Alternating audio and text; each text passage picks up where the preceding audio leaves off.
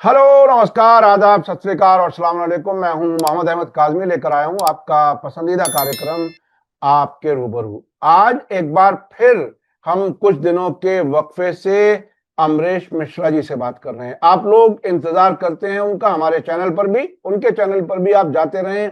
Amrish Mishra speaks viva Palestine, उसका मैं आपको डिस्क्रिप्शन में लिंक भी दे रहा हूं, उस पर आप जाएं, ज्यादा से ज्यादा वीडियो उनकी देखें।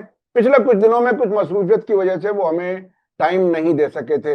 आज अमरीश मिश्रा जी से जो बात करनी है वो ये कि ये जो गाजा में इमदाद का खेल खेला जा रहा है, रिपोर्टें ऐसी आ रही हैं जिसमें कहा जा रहा है कि ये गाजा को खाली कराने के ही प्लान का हिस्सा है। और यूनाइटेड नेशन ने तो इसे बता दिया डेथ ट्रैप, यानी इसमें लोगों को मारने का इंतजाम है। लोग इमदाद लेने के लिए इकट्ठे होते हैं, उन पर गोली चला दी जाती है। कल 30 से ज्यादा लोग इसी तरह से मारे गए हैं।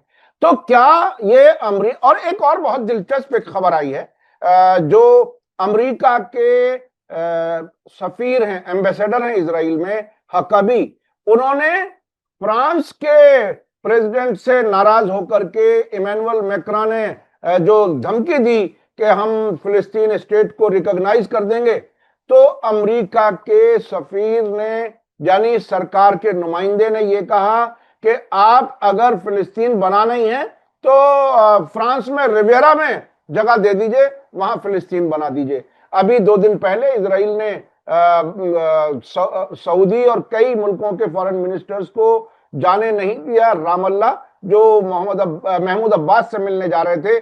उसमें भी इजराइल ने यह कहा कि अगर यहां फिलिस्तीन बनेगा तो इजराइल के दिल में एक टेररिस्ट स्टेट होगा। तो क्या अब बात बिल्कुल खुल करके आ गई है कि कोई फिलिस्तीन स्टेट नहीं बनेगा, दरवाजा बंद हो चुका है। दूसरी तरफ रेजिस्टेंस का हाल यह है कि बिन गुरियन एयरपोर्ट काफी हद तक बंद है, हैफा सी पोर्ट बंद हो चुका है हुती अंसारुल्लाह के हमलों से। वो सारी चीजें, रेजिस्टेंस इस हद तक है कि अमेरिका के प्रेसिडेंट को अपना जंगी बेड़ा वहां से वापस बुलाना पड़ा है। उसके अलावा ईरान और अमेरिका के बीच में जो बातचीत चल रही है, अभी ताजा एक प्रपोजल पहुंचा है तेहरान, उस पर क्या कुछ आप सोचते हैं, ये सब हम बात करेंगे। अमरीश मिश्रा जी, वेलकम है आपका। मीडिया स्टार वर्ल्ड को आप वक्त दे देते हैं, उसके लिए बहुत बहुत शुक्रिया। आप ये बताइए कि गाजा में जिस तरह से इमदाद की कहानी गढ़ी गई और उस डब्बे में कितनी कम चीजें हैं खाने के लिए, वो उसकी डिटेल भी हमारे सामने आ चुकी है, आपने भी जरूर देखी होगी। आप इसे किस तरह से देख रहे हैं? लोग भूखे आते हैं खाना लेने के लिए, उनके गोली मार दी जाती है, उन्हें मार दिया जाता है। आप कैसे देख रहे हैं? नहीं, ये बात सही है कि वो इमदादे कत्ल है, मतलब सहायता के नाम पे वो वहां पर सीधे सीधे कत्लेआम हो रहा है। और एक रोटी के बदले एक लाश, ये वहां का सिद्धांत बन गया है कि रोटी अगर लोगे तो एक आदमी की तुम्हें कुर्बानी देनी होगी। तो वो गोली मार रहे हैं, फिर रोटी दे रहे हैं, या उनका अपना जो एक आटे का बैग है वो दे रहे हैं कुछ लोगों को। लेकिन उसमें कम से कम एक बार में 25 से 30 लोग मारे जाते हैं। राफा में भी ये हुआ, नॉर्थ गाजा में भी हुआ। और कल जो आईडीएफ है उसने इतना बैकलैश हुआ इससे कि उसने बहुत बड़ा एक अपना कैंपेन चलाया कि नहीं, ये हमने नहीं किया है, ये कुछ लुटेरे आ गए फिलिस्तीनी जिन्होंने इस तरीके से किया। अब सवाल यह है कि वो लुटेरे कौन है? अब वो हमास ने वो भी पकड़ लिया। तो लुटेरा है एक आईसिस का आदमी जो फिलिस्तीनी है, उसका नाम है हसेम अबू शबाब। ये पहले भी इसका नाम सुन लीजिए, हसेम अबू शबाब। ये शुरू से आईसिस का एक आदमी है जो क्रिमिनल, जिसका बैकग्राउंड है, और जैसे आईसिस में ज्यादातर क्रिमिनल जाते हैं। इसको हमास की जेलों में रह चुका है। जब 7 अक्टूबर 2023 के पहले हमास की जेलों में रह चुका है। हमास को एक्चुअली इसको निपटा देना चाहिए था, लेकिन किन्हीं कारणों से ये मतलब जेल से इसका सेंटेंस पूरा हो गया 3 या 4 साल, तो ये बाहर हो गया, फिर बाहर होके गायब हो गया। अब ये रिसर्फेस हुआ है। इसके पास 200 लोगों की क्रिमिनल गैंग, और ये अभी से नहीं, ये लंबे समय से, जब से 18 मार्च के बाद से, जो नेतन्याहू ने सीज फायर तोड़ा अभी वाला और ऑफेंसिव लॉन्च किया, तब से ये जो भी थोड़ी बहुत एड उस समय भी आ रही थी, और थोड़ी बहुत यूएनओ से एड आ रही है, और कई तो ऐसे हैं जो इजरायली उसको सरकमवेंट करके आ रही है, कुछ इजराइल खुद भी अलाउ कर रहा है। तो ये जो एड है, जैसे ही गाजा पहुंचती लूट ली जाती है, और इसको लूटने का काम अबू यासिम शबाब का ग्रुप करता है, जो सीधे आईडीएफ के डायरेक्शन में काम कर रहा है। बल्कि 2-3 बार ऐसा हुआ है कल के पहले, जिसमें अबू यासिम शबाब के जो लोग हैं वो एड को लूट रहे हैं, जो आईसिस के लोग हैं एड को लूट रहे हैं, और जो हमास की जो पुलिस है, जब उनको रोकने आती है तो आईडीएफ हमास की पुलिस पर गोली चला देता है। हालांकि यहां पर यह बता दें कि हमास ने कम से कम पिछले 10-12 दिनों में 100 से ऊपर एग्जीक्यूशंस किए हैं, पब्लिक एग्जीक्यूशंस किए हैं क्रिमिनल्स के, जो एड को लूटते हैं। तो वहां पर देखिए, एक सिविल वॉर क्रिएट कराने की इजराइल ने पहले भी कोशिश की थी। पहले कोशिश की थी कि वो महमूद अब्बास के माध्यम से और जो एंटी हमास लोग हैं उनका जुलूस वुलूस निकलवाया था। उसके बाद अब ये लोग इस पे उतर आए हैं कि हम एक ग्रुप ही स्पॉन्सर कर देते हैं, जो अपराधियों का ग्रुप है, जितने अपराधी और फिलिस्तीनी ही हैं, वो अपराधी हैं, ये हैं वो हैं, इन सब का ग्रुप लेके हम इसको क्रिएट कर देंगे। और उसकी इमेज इजरायली मीडिया में रॉबिन हुड वाली है। उसकी इमेज, जो अपराधी है वो उसको कह रहे हैं रॉबिन हुड है, जो एड को वो इजराइल का नैरेटिव दूसरा है। इजराइल का नैरेटिव ये है कि एड आती है, हमास लूटता है, हमास लूट लेता है और हमास से ये लूटता है और ये फिर जनता को बांटता है। ये इजरायली हास्यास्पद। मतलब वहां आप देख सकते हैं कि एक वीडियो ऐसा नहीं है जहां पर लोगों ने कहा कि हमको यासिम अबू शबाब ने हमको मानवीय सहायता दी, हमको ये किया वो किया। सारा का सारा खेल ये है कि एड वो लूटता है, फिर हमास उनको मारता है, फिर हमास वहां से उनसे छीनता, और इजराइल उसको उल्टी उल्टी तरह से पेश कर रहा है कि हमास लूटता है और ये जो शबाब है, ये गुंडा, ये वहां जाके इस तरह की चीज करता है। अब इस पूरे माहौल में आप सोचिए, हमास एक तो ये लड़ाई लड़ रहा है, दूसरी तरफ जो पूरी स्थिति है कि करीब 60 से 70 हजार इजरायली फोर्सेस इस समय गाजा में हैं, 5 से 6 डिविजन्स हैं, जो कुछ प्रोफेशनल फोर्सेस हैं वो भी पहुंच गई हैं, जो वेस्ट बैंक से और लेबनान वगैरह से बुलाई गई हैं। और उसके अलावा जो अब आप सोचिए कि 45 किलोमीटर का स्ट्रिप है, जिसमें 60 से 70 हजार सेना है इजराइल की, और उसके और टनल्स में 40,000 हमास के सोल्जर्स, और वो सोल्जर्स जो हैं वो लगातार स्ट्राइक कर रहे हैं। मतलब आप सोचिए, रेजिस्टेंस की कहानी केवल यमन की नहीं है। यमन ने तो खैर 18 मार्च के बाद कल भी हमला किया, 43 हमले 18 मार्च के बाद की मैं बात कर रहा हूं, उसके पहले की नहीं। 18 मार्च और आज तारीख है 2 जून, 18 मार्च और 2 जून के बीच हमास ने कम से कम यमन ने 43 हमले किए, 43। और Ben Gurion airport almost cripple हो गया है, अकेला इंटरनेशनल एयरपोर्ट है इजराइल का, वहां पर फ्लाइट्स आनी बंद हो गई है। रायन एयर, लुफ्टांसा, जो इंटरनेशनल बड़ी बड़ी एयरलाइंस हैं, उन्होंने स्थगित कर दिया है। बड़ा नुकसान इजराइल को हुआ है। इधर यमन ने अनाउंस किया है कि हम हाइफा पोर्ट को भी ब्लॉक कर देंगे, और वो उसका भी ब्लॉकेट कर रहे हैं। इलियाद पोर्ट को वो खत्म कर ही चुके हैं, इलियाद पोर्ट लगभग बंद हो गया है, जहां 70 से 80% लोग बेरोजगारी के शिकार हैं। ये तो एक अलग बात है। जो हमास लड़ रहा है, लोगों को वो इस बार खबरें नहीं पहुंच रही हैं। हो क्या रहा है कि हमास ने इस बार किसी भी तरह का इलेक्ट्रॉनिक कम्युनिकेशन रोक दिया है। जो पहले एक बात होती थी कि हमास ऑपरेशन करता था, वीडियो बना के देता था, और फिर उसका मीडिया सेल है वो करता था, वो चीज हमास ने रोक दी। बल्कि उसने ये किया है कि कई ऐसे 3-3, 4-4 अननोन एक अकाउंट्स क्रिएट किए हैं टेलीग्राम में, सिग्नल में और भी एप्स में, जहां पर आपको खुद देखना होता है जाके कि क्या हो रहा है। वो उनके थ्रू वो बात कह रहा है, क्योंकि वो ये समझ गया है कि जो उसके ऑफिशियल चैनल्स वगैरह हैं, रेजिस्टेंस न्यूज ये नेटवर्क जो कि वहां पर जो टेलीग्राम पे है, उसमें वो आधी अधूरी खबरें देता है। जो हमले वो कर रहा है, अब हमलों को मैंने ट्रेस किया, मैंने इस पे वीडियोस भी बनाए हैं कि देखिए, लगातार आप 17 अप्रैल से हमास कम से कम 17 अप्रैल से आप सोच लीजिए, हो गया 13, 30, 43, 52 हमले कर चुका हमास। और 52 हमलों में कम से कम 17 इजरायली मारे गए, 17 इजरायली मारे गए हैं और 30 से ऊपर घायल हुए। और ये जो 17 मारे गए हैं, ये एक फिगर ऐसी है जिसमें अब हमास वो टनल से निकल के मार रहा है, या टनल्स को वो एक पुरानी टनल में के ऊपर नई टनल बनाता है, इजराइल को लुभा के, वहां इजरायली फोर्सेस को लुभा के वहां लाता है, और पहले से वो जो वो टनल्स हैं उनमें पहले से बॉम्ब्स होते हैं, तो वो रिग्ड होती हैं, उनको डेटोनेट कर देता है। उसके बाद बुलडोजर्स कितने डेटोनेट हुए हैं। उसके बाद मतलब आप सोचिए, राफा में, खान यूनिस में, जबलिया में, बेत लहिया में, यानी नॉर्थ और साउथ गाजा दोनों में, इस सारे इतने बड़े केओस के बीच जब 50-60 हजार सेना है वहां पर, और 20 लाख लोग हैं जो कभी इधर होते हैं, कभी उधर होते हैं, कभी नॉर्थ जाते हैं, कभी साउथ जाते हैं, भुखमरी है वहां पर। अच्छा, और उसके बीच हमास का अपना एड प्रोग्राम चल रहा है।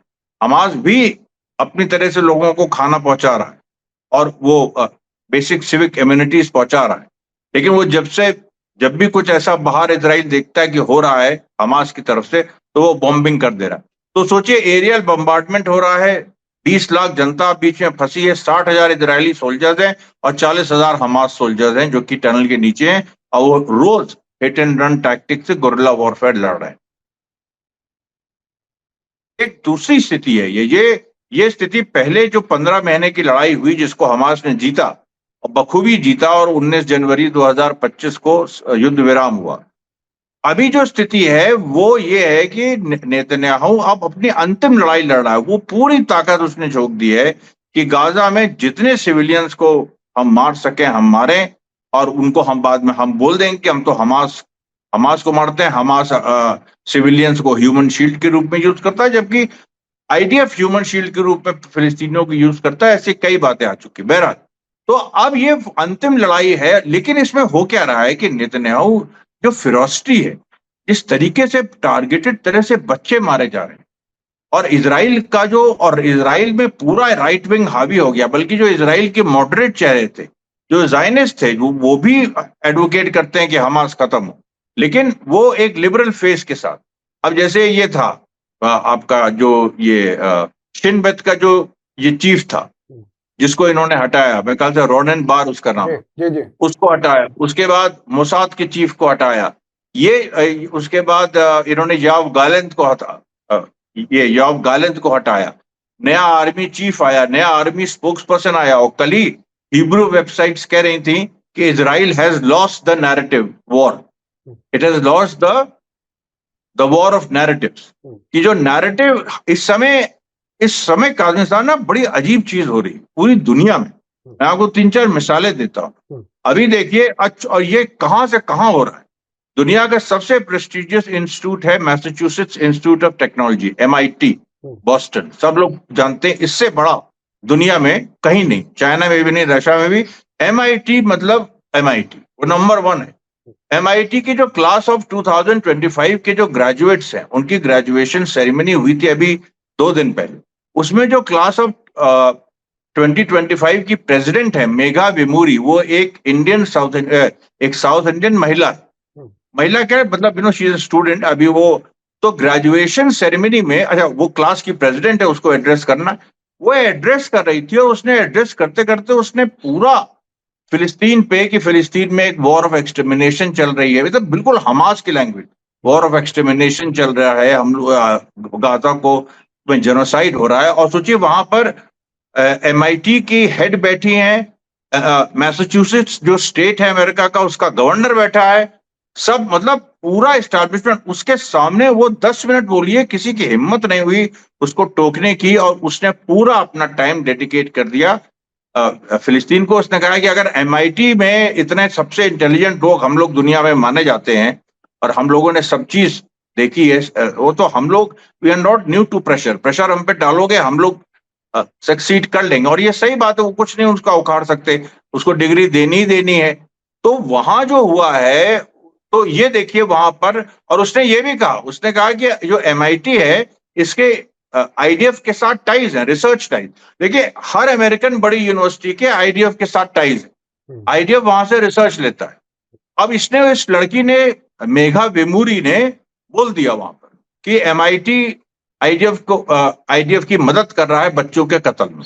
अब बवाल हो गया, उसकी डीन आ गई, डीन ने बीच में तो नहीं रोका, लेकिन उसके बाद आके फ्रीडम ऑफ एक्सप्रेशन आपको अलाउड है, लेकिन ये सब आप नहीं कह सकते, इस तरह की बातें।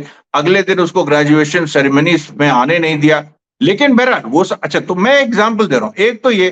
दूसरा, इस समय अमेरिका की में पूरे अमेरिका की कई यूनिवर्सिटीज में ग्रेजुएशन सेरेमनीज चल रही। तो न्यूयॉर्क की यूनिवर्सिटीज में भी यही हुआ, वहां पर भी फ्री पैलेस्टाइन के झंडे ये लहराए गए। यूनिवर्सिटी में एक तरफ ये हो रहा है। दूसरा, आइए फुटबॉल क्षेत्र में। फुटबॉल मैचेस में अभी यूरोपियन लीग का जो चैंपियंस लीग एक होती है यूरोप में, जिसमें डिफरेंट क्लब्स compete करते हैं, जैसे आईपीएल अपने यहाँ होता है। ये बहुत बड़े लेवल पे, आईपीएल की तरह नहीं, ये बहुत बड़े लेवल। तो चैंपियंस लीग का जो फाइनल मैच था, उसमें एक पेरिस का क्लब, और ये मैच हो रहा था मेरे ख्याल से इटली में हो रहा था, या ठीक से मुझे याद नहीं है, फ्रांस में हो रहा था। तो एक जो पेरिस सेंट जर्मेन क्लब है, उसने इंटर मिलान क्लब को 5-0 से हराया। अब पूरे मैच में फ्री पैलेस्टाइन के बैनर पूरे मैच में चल रहे थे। उसके बाद जो पेरिस सेंट जर्मेन जीता, तो उसके फैंस जब बाहर निकले, तो उन्होंने अपनी, वो तो फुटबॉल फैंस जैसे होते हैं, वो उस तरह से सेलिब्रेट करते हैं, यूरोप में कल्चर है, सेलिब्रेट किया। लेकिन वहां पर उन्होंने कुछ इजरायली उनको दिख गए, तो उनको ढूंढ ढूंढ के मारा उन्होंने, एक्चुअली मारा। और तीसरी बात आपको बताते हैं कि एक होती है mixed martial arts. Mixed martial arts में उसका भी उसका तो रोम में हो रहा था एक मैच। तो एक तरफ एक आयरिश वो फाइटर था, और एक तरफ इजरायली फाइटर था। अब इजरायली फाइटर ये जो था, ये बड़ा इंटरेस्टिंग है। ये वो आदमी है जो अब बोस्ट कर चुका है सोशल मीडिया पे कि इसने गाजा में बच्चों को मारे, इसने बच्चों को मारा है और इसने ह्यूमन राइट्स वायलेशन की, बोस्ट कर चुका था। वो दूसरी तरफ था, इधर वो आयरिश था। वो आयरिश जब घुसा है, तो वो फिलिस्तीन का झंडा ओढ़े हुए था, जैसे उसमें, क्योंकि उसमें आप बस अपने उसमें शॉर्ट्स में आते हैं, आपको यहाँ ये पूरा खुला रहता है। उसने फिलिस्तीन का झंडा हुआ था, और वो इतना एग्रेसिव था, वो चिल्ला रहा था उसके ऊपर। और जब फाइट शुरू हुई है, आप सोचिए उसने उसको इतना मारा है, ये जो आयरिश ने इजरायली को, और हर मुक्के में वो फ्री पैलेस्टाइन बोल रहा था। कम से कम 100 मुक्के उसने मारे हैं, और वो गिर गया, वो अधमरा हो गया, इजरायली अधमरा हो गया। और उसके बाद इसका, तो मैं कह रहा हूं कि दुनिया में मूड ये है, ऐसी सैकड़ों घटनाएं हो रही हैं। अभी अमेरिका में मैं देख रहा था, इजरायली टूरिस्ट पकड़ लिए गए, दौड़ा लिए गए। अब इसका मतलब ये है कि पूरी दुनिया में बैकलैश हो रहा है। लेकिन वहीं पर सबसे जो खराब, मतलब आप मतलब शर्मनाक बात है कि जो अरब लीग के सेक्रेटरी जनरल हैं गैद, इन्होंने कहा कि अभी इजराइल को बॉयकॉट नहीं करना चाहिए। जबकि अभी स्थिति यह है कि ये इंटरनेशनल पूरा माहौल इजराइल के खिलाफ है। फ्रांस ने कहा है, फ्रांस की बड़ी तलखी हो गई है। फ्रांस ने अभी 17 जून को समिट होने जा रहा है, जिसमें अरब देश और फ्रांस रहेंगे। उसके बाद स्पेन ने ये सारे टाइज तोड़ दिए हैं, कोलंबिया ने सारे टाइज तोड़ दिए हैं, आयरलैंड ने तोड़ दिए हैं, नॉर्वे ने पहले से ही तोड़े हुए थे। और ये तो छोड़ दीजिए, अभी अभी खबर आ रही है कि जो इजराइल की जो इकोनॉमी है, बड़ी अजीब सी है। वहां पर जैसे स्पेन है, तो स्पेन में कई म्यूनिसपैलिटीज, मतलब जो कि इंडिपेंडेंट, जैसे बार्सिलोना, वो म्यूनिसपैलिटी है, उसके सीधे संबंध ट्रेड के, वो वेस्ट बैंक के सेटलमेंट से। तो तो बार्सिलोना ने वो ट्रेड खत्म कर दिया। ऐसे ही इटली में एक अपूलिया रीजन है, वहां पर भी ऐसे ही है। तो उन्होंने ट्रेड खत्म कर दिया। अब ये जो, और ये बड़े माइक्रो लेवल पे हो रहा है। तो माइक्रो लेवल पे जो हो रहा है, अब ये ट्रंप भी घबरा रहा है, क्योंकि ट्रंप ने बीच में तो छोड़ दिया था। अभी विटकॉफ का जो लेटेस्ट प्रपोजल आया, बिल्कुल बेहुदा प्रपोजल, की जिसमें 60 दिन का ट्रूस, और फिर भी इजराइल को रिकॉग्निशंस करने और मिलिट्री स्ट्राइक जहां उसको महसूस होगा वो करने की उसको पूरी छूट होगी। हमास ने ऑब्वियसली उसको रिजेक्ट किया, और उसको अलग कहा कि ये कोई भी डिग्निफाइड, ये हमारे लोगों की डिग्निटी का सवाल है, हम इसको ऐसे अलाउ नहीं करेंगे। इजराइल ज्यादा से ज्यादा ये इमेज दिखा रहा है कि गाजा के लोग अब बिल्कुल गाजर मूली हो गए, इंसान रहे नहीं, इनको मार के यहां से निकालना है। लेकिन इस पूरी प्रक्रिया में जो दुनिया उठ खड़ी हुई है, जो रेजिस्टेंस वहां हो रहा है, वो तो हो ही रहा है। क्योंकि वहां पर सबसे बड़ी बात यह है कि जो रेजिस्टेंस हो रहा है, वो रेजिस्टेंस को कमजोर नहीं कर पा रहे हैं। तो रेजिस्टेंस अल्टीमेटली प्रिवेल करेगा। लेकिन रेजिस्टेंस अब इस पूरे ह्यूमन राइट्स वायलेशन को अब एक इंटरनेशनल फिनोमेना बना चुका है, और पूरा जो इजराइल की बड़ी हार हुई है। और ये इजरायली खुद एनालिस्ट कह रहे हैं कि हम लोग की अब जो ये है, हम लोग बैटल जीत भी जाए, we have lost the war. ये पूरा मामला है। तो ये देखिए, आपने बहुत ही बारीकी से जो इंफॉर्मेशन दी। एक तो आईएसआईएस का जो हासिब अबू शबाब का नाम आपने बताया, ये मेरे लिए भी बहरहाल आई ओपनिंग है। और सच बात यही है कि ये जो आईएसआईएस, दाइश, ये सब वही लोग हैं जो इजराइल के लिए, अमेरिका के लिए, तुर्की, अरब मुल्कों के लिए, जो उन्होंने शाम में, सीरिया में और इराक में जो तबाही की 2011 से अब तक, ये वही लोग हैं। और उनको यहां भी इस्तेमाल किया जा रहा है, यानी उनके इंटरेस्ट के लिए काम कर रहे हैं। अगर ये वाकई ये मिसाल के तौर पर मुसलमान होते और गाजा के साथ कोई हमदर्दी होती, फिलिस्तीन के साथ हमदर्दी होती, तो इसराइल के खिलाफ लड़ते, लेकिन ये उन्हीं के लिए काम कर रहे हैं। तो और आपने जिस तरह से खेल के मैदान में और मुख्तलिफ तरीकों से यूनिवर्सिटियों में जिस तरह से प्रोटेस्ट हो रहे हैं इसराइल के खिलाफ, खुद यूरोप में, अमेरिका में, उनके बारे में भी बहुत ही बारीकी से इंफॉर्मेशन दी। अब मैं ये समझना चाह रहा हूं कि ये एक और वाकया हो गया। कल संडे को सऊदी अरब के फॉरेन मिनिस्टर की लीडरशिप में 4-5 मुल्कों के फॉरेन मिनिस्टर्स को जाना था रामल्ला, जिसमें इजराइल ने इजाजत नहीं दी। हेलीकॉप्टर से वो उड़ते जॉर्डन से और रामल्ला पहुंचते, लेकिन इजराइल ने यह कह दिया कि वहां फिलिस्तीन की बात होती और फिलिस्तीन का यहां बनना इजराइल के दिल में टेररिस्ट स्टेट का बनना है। आप इसको कैसे, यानी अब बिल्कुल क्या दरवाजे बंद हो चुके फिलिस्तीन बनने के? वो जो 2 स्टेट सोल्यूशन का तमाशा 80s में, 70s में, 90s में जो अमेरिका कराता था, बाकायदा वादे करता था ईस्ट जेरूसलम राजधानी और 2 स्टेट सोल्यूशन, क्या वो अब बिल्कुल इवेपोरेट हो गया, खत्म हो गया?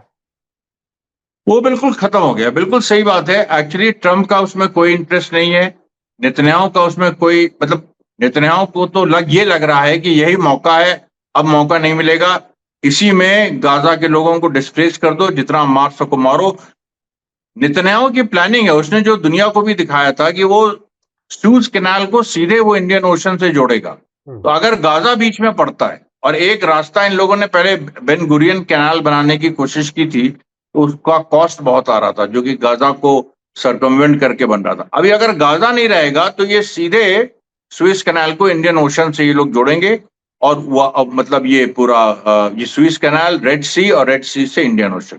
अब ये चीज वो अमेरिका में मैप दिखा चुका है 3-4 महीने पहले, सब कुछ कर चुका है। अब नेतन्याहू को ये लग रहा है कि उसकी अपनी कुर्सी बचे, उसके लिए जरूरी है कि उसको परमानेंट वॉर चाहिए। तो परमानेंट वॉर में वो ईरान पे भी स्ट्राइक करने की बात कर रहा था, लेकिन ईरान ने उधर ब्लॉक कर रखा है, यूएस परमिशन नहीं दे रहा है। ट्रंप और इसमें बहुत इख्तिलाफ हो गए हैं इस सवाल को लेके, ईरान के सवाल को लेके। अब दूसरी बात जो तो ये चाहता है कि गाजा में हम जितना मार सके हम मारे, इसके पहले कि इंटरनेशनल कम्युनिटी वाकई रिएक्ट करके और फिर एक इस तरह की बात आ जाए कि भाई यहाँ कोई पीस कीपिंग फोर्स भेजो, ये करो वो करो। क्योंकि 17 जून को देखिए मीटिंग होने जा रही है, जहां पर अरब देश और फ्रांस मिलने जा रहे हैं।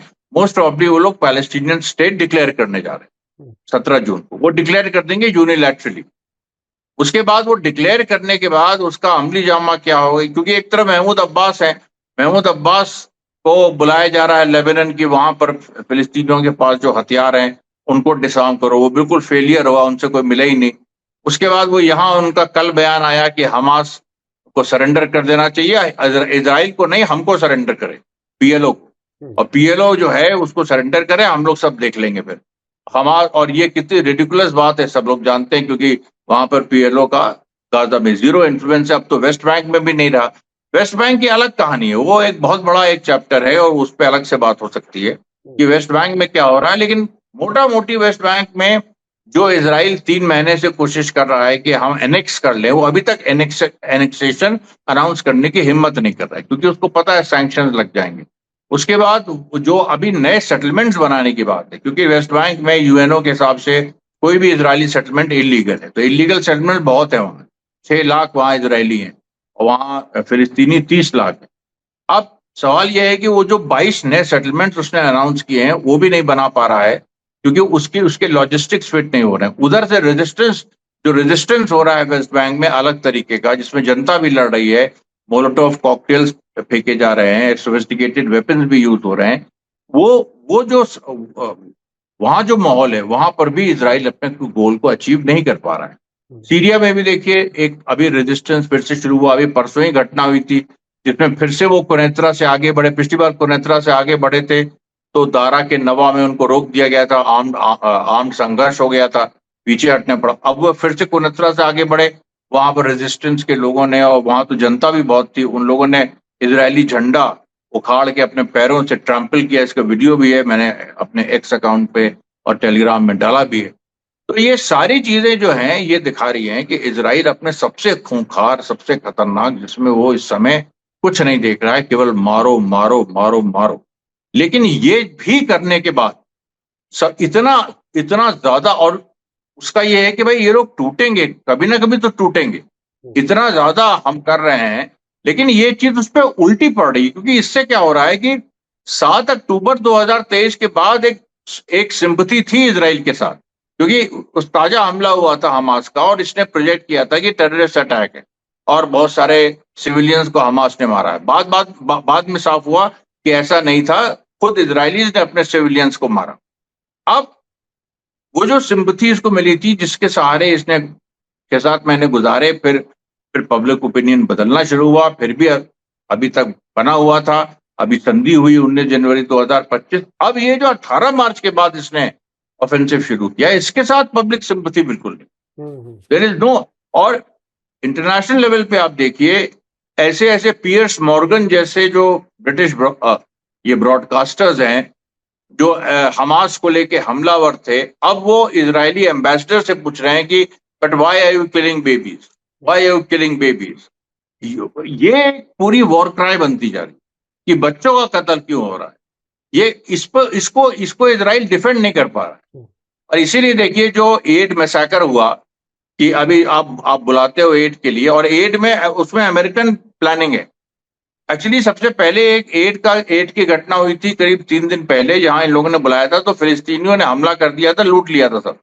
उसके बाद इन लोगों ने ये किया है कि एड के लोग आते हैं, अमेरिकन प्राइवेट कंपनी के लोग, वहां उनको एक रास्ते पे ले ऐसे उनको कहते हैं उधर जाओ, फिर फिलिस्तीनी उधर जाते हैं, वहां पर आईडीएफ होती है, वो गोली चला देती है। ये पूरा एक ये है। और कई जगह ऐसा भी हुआ है, हमास ने कई जगह एड को जो आ रही है उसको अपने कब्जे में भी किया है। उधर ये जो शबाब है आईसिस वाला, ये भी लगा हुआ है, इसके साथ भी गोली चल रही है, रोज इसके ग्रुप के साथ गोली चल रही, क्योंकि इसको आईडीएफ का प्रोटेक्शन है।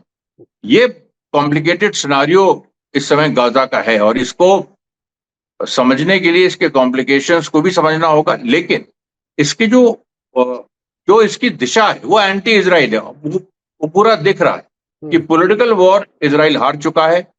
ग्राउंड ट्रंप कभी भी उसको इंटरवीन करके बोल देगा, क्योंकि हमास के नेगोशिएशन इस समय, हमास के डायरेक्ट नेगोशिएशन इजराइल के साथ हो ही नहीं रहे, वाया अमेरिका हो रहा है।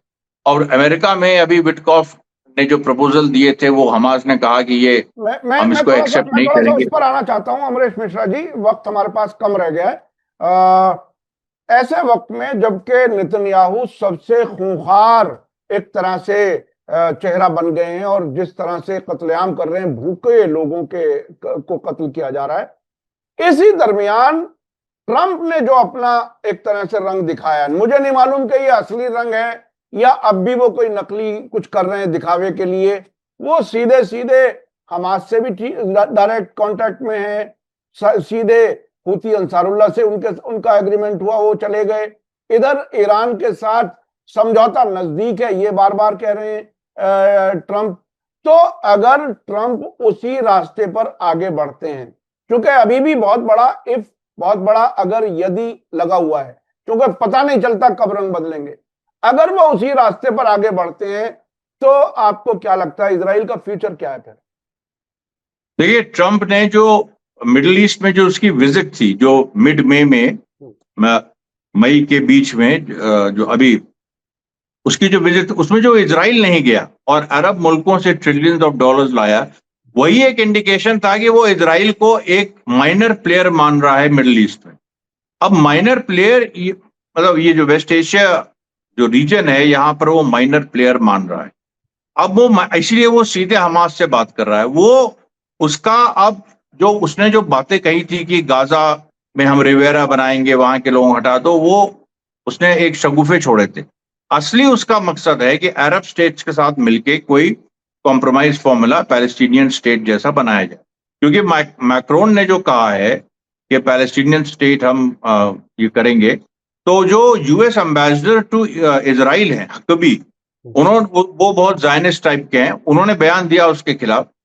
लेकिन ट्रंप कुछ नहीं बोल रहा है। जो यूरोप हमला कर रहा है इस समय, यूरोप के कई देश एक के बाद एक हमले कर रहे हैं। अब तो अमेरिका में रिपब्लिकन सेनेटर्स, रिपब्लिकन कांग्रेसमैन वो हमले कर रहे हैं कि ये एक्सेप्टेबल नहीं है जो अभी हो रहा है। अब इन सारी चीजों पे ट्रंप चुप है। अब वो ट्रंप जो है ना हमास को कंडेम कर रहा है, ना ये कुछ कर रहा है, ना ही ये कह रहा है कि हमास की वजह से समझौता नहीं हो रहा है जो पहले कह रहा था।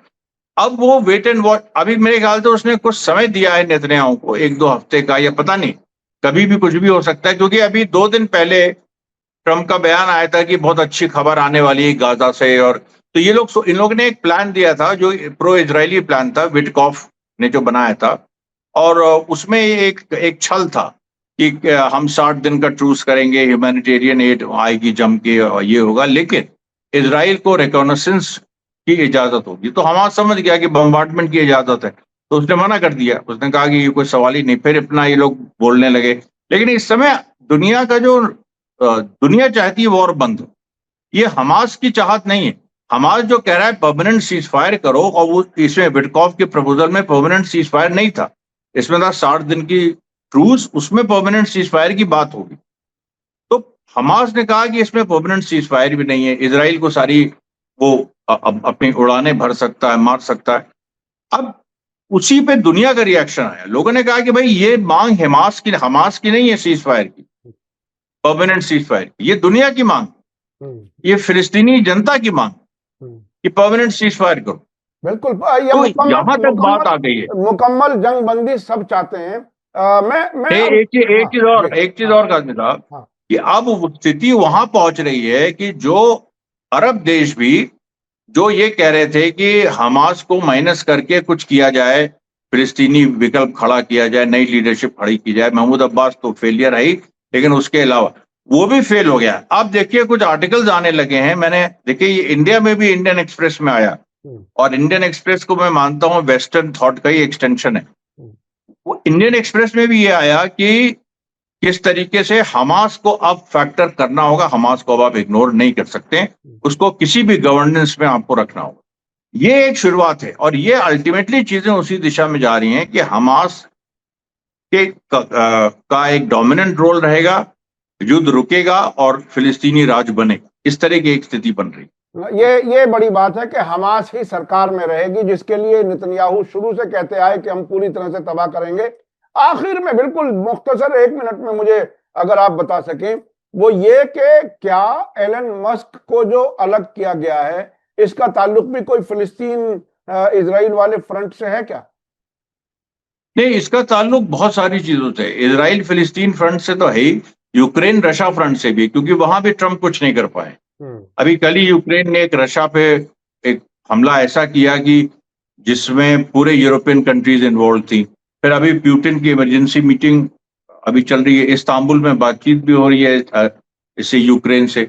अब वहां पर एक तो ये हो गया, दूसरा एलन मस्क जो टैरिफ नीति है, जो टैरिफ्स की जो इशू है, उस पर वो भी एक मामला था जिसमें एलन मस्क ने अपने को अलग कर लिया, क्योंकि अब ये बिजनेसमैन को बता रहे हैं ट्रंप की तुम यहाँ इन्वेस्ट नहीं करो, वहां नहीं करो, या तो ये सारी चीजें प्रभावित कर रही है। तो इसलिए भी एलन मस्क हटे। लेकिन अभी उनके हटने का कोई ऐसा मीनिंग ना देखा जाए कि दोनों में कोई बहुत दरार आ गई।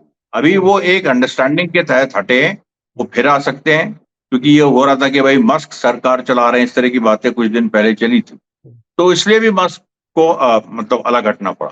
तो उसमें मैं बहुत ज्यादा नहीं देखता हूँ, बहुत ज्यादा उसका रेलेवेंट। और उसमें अमेरिका में लाखों लोगों की नौकरियां भी खत्म करने का इंतजाम था, ना मालूम वो कोई प्रेशर है क्या है, ये आने वाला वक्त हाँ, बताएगा। अभी वो तो नौकरियां खत्म कर रहा है, फिर कह रहा हम पैदा भी कर रहे हैं, जापान से इतना इन्वेस्टमेंट ला रहे हैं, ये कर रहे हैं। अमेरिका तो थर्ड वर्ल्ड कंट्री जैसी बातें कर रहा है ना। वो तो ऐसा है कि उसके पास मैन्युफैक्चरिंग है नहीं, खत्म हो गई है, तो वो अब कह रहा है कि हम ये चाइना की जो फैक्ट्रीज है वो यहाँ पर आए, जो इंडिया में फैक्ट्रीज ना जाएं, तो ये जब जो बातें हैं इकोनॉमिक, वहां भी ट्रम्प फंसा हुआ है। तो ये तो गाजा और यूक्रेन में तो फंसा ही है, वहां भी फंसा हुआ है अपने यहाँ। यानी तो उसकी भी पोजीशन, वो जो अमेरिका की सुपर पावर वाली इमेज थी वो बिल्कुल जीरो वो होती जा रही है हर सतह खत्म पर। है। और ईरान उस पे आखिरी वार कर रहा है। जी। ईरान जो है, जो बार बार, क्योंकि ईरान के ऊपर प्रेशर है कि यूरेनियम इन्वेस्टमेंट मत करो, ईरान कह रहा है कि हम करेंगे। और ये रेड लाइन है जो कि हम इसको कतई नहीं मानेंगे। फिर भी अमेरिका इंसिस्ट कर रहा है कि नहीं, बातचीत जारी रहेगी, बातचीत जारी रहेगी। ट्रंप ने यहां तक कह दिया अभी कुछ दिन, 3-4 दिन पहले, कि मैंने, तो उससे पूछा गया क्या नेतन्याहू को आपने डांटा ईरान के सवाल पे, तो उसने कहा नहीं, हमने डांटा नहीं, हमने उसको समझाया कि ईरान पे अभी कोई इस तरह की सैन्य कार्रवाई करने से कोई फायदा नहीं है, कोई इससे कुछ निकलेगा नहीं। ये पूरी बात देखिए है, क्योंकि और ईरान जो है वो बहुत ही टैक्टफुली देख रहा है, यमन हमले पे हमला कर रहा है। और अगर इजराइल ने ये हिमाकत की कि उसने इजराइल पे हमला किया, इजराइल ने ईरान पे हमला किया, तो ईरान स्ट्राइक बैक करेगा और फिर उसके बाद एक दूसरी कहानी शुरू। यकीनी तौर पर। बहुत बहुत शुक्रिया अमरेश मिश्रा जी। वक्त की कमी की वजह से हम बात आगे नहीं बढ़ा पा रहे, जल्दी फिर हम कोशिश करेंगे आपसे टाइम हमें मिले। मैं अपने दर्शकों से कहूंगा कि आज की वीडियो आपको कैसी लगी कमेंट्स में जरूर लिखें और ज्यादा से ज्यादा लोगों तक ये वीडियो शेयर करें ताकि सही और सच्ची इंफॉर्मेशन ज्यादा से ज्यादा लोगों तक पहुंच सके। इसी के साथ मुझे दीजिए इजाजत। धन्यवाद, शुक्रिया। जय भारत, जय हिंद। मीडिया स्टार वर्ल्ड के और वीडियो देखने के लिए हमारे चैनल को सब्सक्राइब करें और सीधे नोटिफिकेशन पाने के लिए बेल आइकन दबाएं। और अगर हमारी खबर सच्ची और अच्छी लगे तो अपने व्हाट्सएप, इंस्टाग्राम, फेसबुक और ट्विटर अकाउंट पर ज़रूर शेयर करें।